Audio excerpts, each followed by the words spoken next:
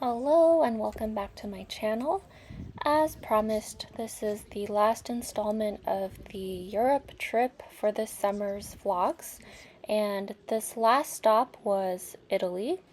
It was our first time going to Italy, and upon arrival to Trieste, we saw this in the ground squatty potty, and I kind of thought that's how the rest of Italy would be, but it wasn't. While we were there, it was kind of gloomy and overcast, a little bit rainy, and we had some time to walk around, so we went off in the direction opposite the tourists because we wanted to see how far we could go and find food.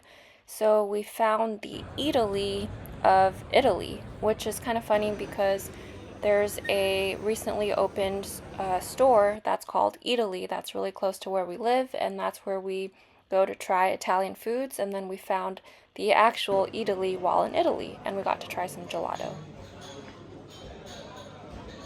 Then we arrived in Venice and found out that everything had to be transported via water or feet.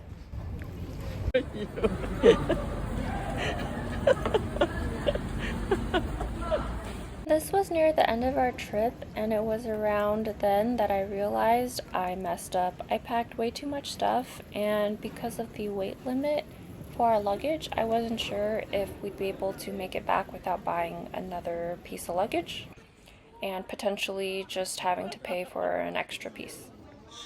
We stayed for an extra day in Venice because we figured we might not come back, and I did get a chance to get a workout in at the only gym here. I'll put a timestamp where you can go and check out that workout if that's what you're here for, because I know my channel is not primarily travel vlogs, but it happens to be what I enjoy making right now. The Murder Bridge. Wow. This scenery is really nice. This is perfect for murder. There are absolutely no cars around, so you can freely walk around and not worried about being run over. However, there's lots of little canals, and so it feels like you could just easily fall in, which is why I kind of joked and called it the Murder Bridge. But it's also because it looked very much like the bridge from Mission Impossible, and that was actually filmed here, and we did visit that location before we left. And if you've seen movies like A Haunting in Venice, which I watched not too long ago, it does give off the spooky vibes, especially with the weather being kind of gloomy and overcast. It's giving spooky and haunted. So while we were there, we did not get a chance to visit the major landmarks. We saw the outside, but we didn't have tickets for the inside, and we didn't really know what to expect. So I think if I were to redo this trip, I would have booked tickets to go to Doge's Palace for sure, and allocated time to do that. I think with how crowded it was, it would be a really, really long wait, and it was extremely hot. Even though it looked kind of gloomy, it was super hot, so you would have to stand in line for a really long time. And with what time we had there, it just made more sense for us to do other things and explore on our feet. And it was also really crowded just walking around, which was really different from the other places that we visited, which seemed a lot less packed and a lot more serene. This was kind of overwhelming with how crowded it was, and we also went during a low season time. We noticed in Venice that the food was a little bit more expensive compared to the other countries that we visited along the way, and they also charge an extra fee. It's like a dining out fee, and it's per person. It's not a shared plate fee, it's just to cover the costs of tableware and bread, so it's not optional, and it's just an extra fee to be aware of. Because Venice is super crowded and the buildings are kind of all squished together, the hotel didn't have a gym. I don't think it's normal for the hotels there to have a gym. Maybe if it's like a bigger establishment, maybe like a higher end hotel, but we stayed at a relatively nice hotel and there was no gym, so I got the opportunity to train with the locals. This opportunity was extra cool to me because I got to try new equipment and I got to try pinata barbells and plates and machines, and they are an Italian company. I've heard of them through people like Juji Mufu, and it was just so cool that basically I walked into a showroom for pinata. So I started off with bench because I had just eaten some tapas. And before the tapas, I had a Belvita snack because I was extremely hungry. And most of this trip, we've been walking a ton, so I didn't go really heavy. I didn't bring my lifting equipment, so beltless, sleeveless, no heels. And my main purpose here is to move around, make sure I don't forget my technique, and also don't hurt myself. I did not deadlift here. I did see locals deadlifting. However, the bar felt a little bit slippery. I didn't have any chalk and they didn't have a designated platform. And I didn't really want to go and try out the platform that was a wooden floor and maybe get in trouble for breaking the floor at the gym. And also, the locals didn't really speak English, and so I was trying to do my best of not violating any rules or breaking any equipment because I didn't want to have to deal with explaining or figuring out how to resolve those issues. This was the first piece of pinata equipment that I tried other than the barbells and plates, and the padding is super comfortable. It is firm, but the material feels really good on your skin. It's like just the right amount of padding. I do think though that similar to other pieces of equipment like the Arsenal equipment that I've tried at the Dragon's Lair, I feel like it's kind of built for people who are a little bit bigger. So getting optimal ROM might be a little bit harder if you're a little bit shorter or shorter limbed like I am. You might want to find additional pads to put behind you to be able to get more range of motion. I didn't really have that much time because as I got here, I had about 2 hours till the place closed, and so I wasn't trying to find the best position for every machine since I wouldn't be using these machines ever again, probably. I still feel like I got a really good session here. The locals were pretty nice. There are broccoli heads indeed here, and so I guess that's a universal thing.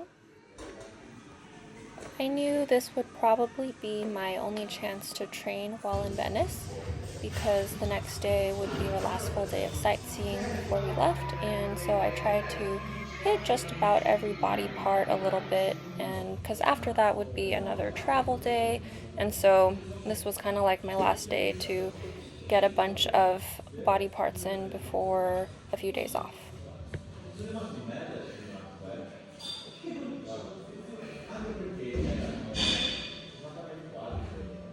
For this machine, I could feel the tension in my quads. I probably could have gone a little bit lower. I can't remember if I was hitting the pins or not, but I did feel it was a little bit tight on my knees. And again, I wasn't really trying to put on or build muscle with this session. I was just trying to move around and not get injured. So if I feel like my knees are a little bit tender or kind of tight, I'm not going to push it.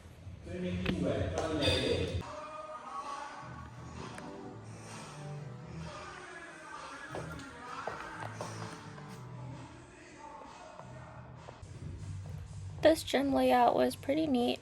They had all the leg machines in one area. There was a free weight section with dumbbells, and then there was an upper body area, and I got to use the pinata rows, and again, pads super comfy, got a good stretch, and at this point I was supersetting rows and some kind of pushing movement because I had about 20-30 minutes before the gym closed. So I was not going heavy, partially because I don't really know what the weights feel like when you try different machines, you don't usually have a good idea of how it'll feel because different machines feel differently. So you could use a row machine at one gym and put a certain amount of weight, and then go to another gym and it could feel different. This is the same machine with the view from behind. I probably did about 3 sets of each machine, just because that gave me a chance to feel out the machine, add more weight if necessary. At this point, I was battling the clock and the need to go to the bathroom because I had a pre-workout coffee to keep me going. Being at Power Gym Venice was very cool because it reminded me that there is a Venice Beach in California, which I visited before, and that is where Gold's Gym is. It's known as the Mecca of bodybuilding, and it was just a cool experience to be at Venice, the other side of the world, and also the place where everyone in Venice goes to train, I think. This gym was very bodybuilding friendly. I think they have some local IFBB pros, but it doesn't seem like there is a great way to train for powerlifting because they don't have any combo racks, they don't have any real place to deadlift. There's an area with a rubber mat on the floor, but I don't think that would be enough for heavier weight, and I'm not sure where the powerlifting Venetians train. While I was getting the session in, my mom found her way back through the streets to do some shopping, and so I made myself play this game of how do I get back without using the GPS, because at this point we had walked around a lot and I felt pretty comfortable with the streets, and so I just slowly made my way back and I stopped and did some window shopping. Later that evening I found some gold and silver rings for a good price. So those are my souvenirs. Not last day in Italy.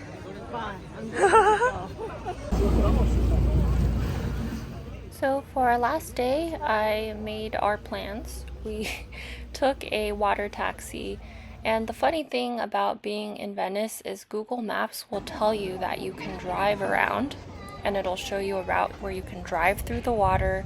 It'll show you that you can walk to the different islands, and it's just really funny. You can calculate how much time it would take and it would tell you the route, and that's what made me originally think that we could get an Uber to get to the airport when we had to leave. But no, it'll let you order an Uber somehow, but I don't think anyone's gonna show up.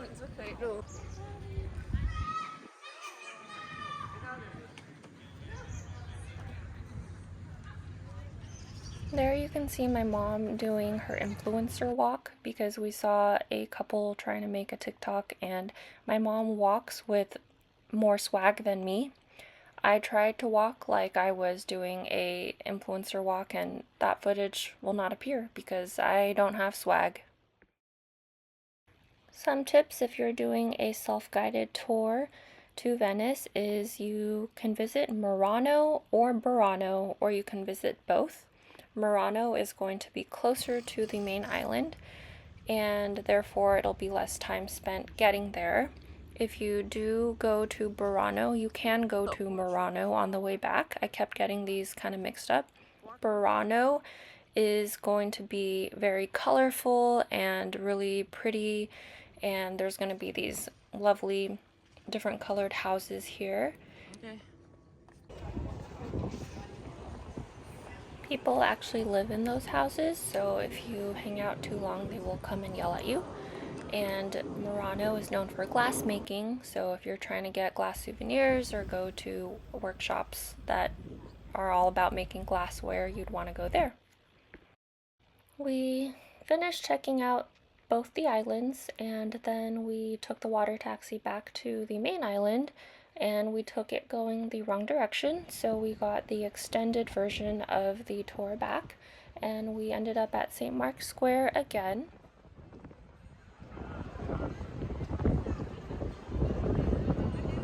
Look, 那个 statue 有戴帽子。谁啊？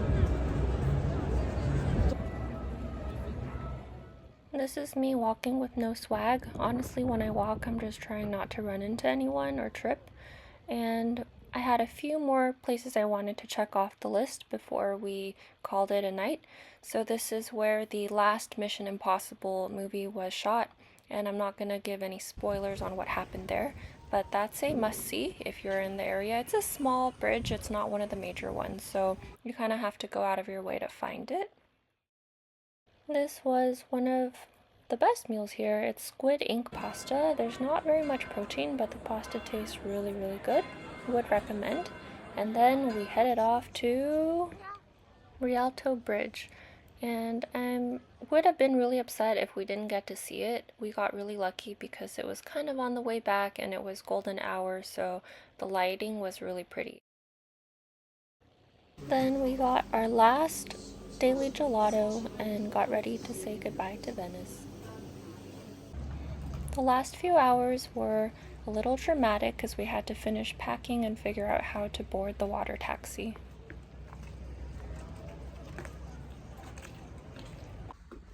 Goodbye, secret door. Goodbye, first bidet I ever used.